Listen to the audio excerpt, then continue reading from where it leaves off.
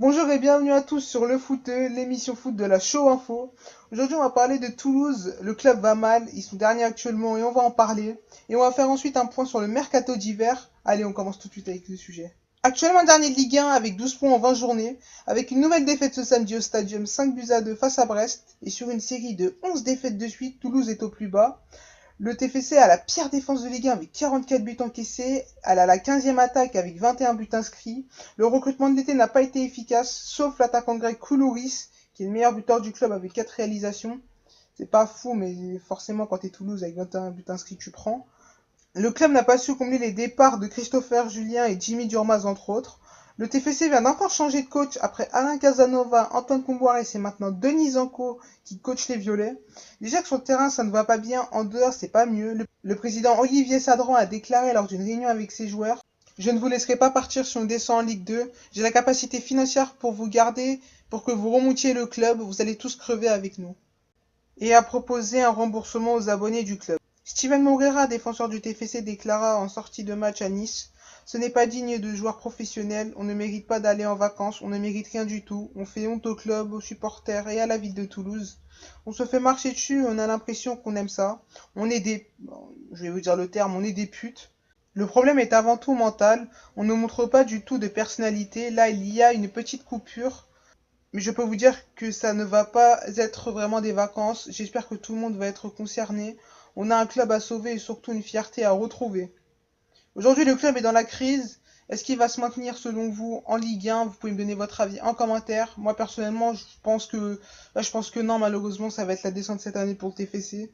C'est vraiment très compliqué pour eux. Voilà, il manque quelque chose à cette équipe. Je pense pas que malheureusement elle se maintiendra. Après, ça peut peut-être permettre une reconstruction à partir des jeunes. On sait que Toulouse a un bon centre de formation. Du coup, on verra pour le TFC. Du coup, vous pouvez me dire si pour vous Toulouse va descendre en Ligue 2 cette saison. Vous pouvez me le dire en commentaire. Et nous, on va passer au sujet mercato.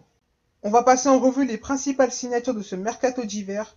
On commence avec Mario Mandzukic. L'international croate quitte la Juventus pour rejoindre un club qatari. Je n'arriverai pas à citer le nom. C'est un bon choix de sa part. Enfin, le club en soi n'est pas un bon choix, mais il a raison de quitter la Juve. Il n'avait pas de temps de jeu là-bas, ça servait à rien. Il y a l'Euro qui arrive en plus, du coup, il faut qu'il reste en forme. Ensuite, on va continuer avec le retour de Zlatan Ibrahimovic du côté de l'AC Milan. Il était en fin de contrat avec les Los Angeles Galaxy où là-bas il a fait terreur. Clairement, aux États-Unis c'était trop fort. Le Suédois s'est engagé pour 6 mois avec Milan. D'ailleurs, il a déjà marqué ce week-end à Cagliari. On continue avec la révélation norvégienne Haaland, qui a quitté Salzbourg pour rejoindre le Borussia Dortmund contre 20 millions d'euros.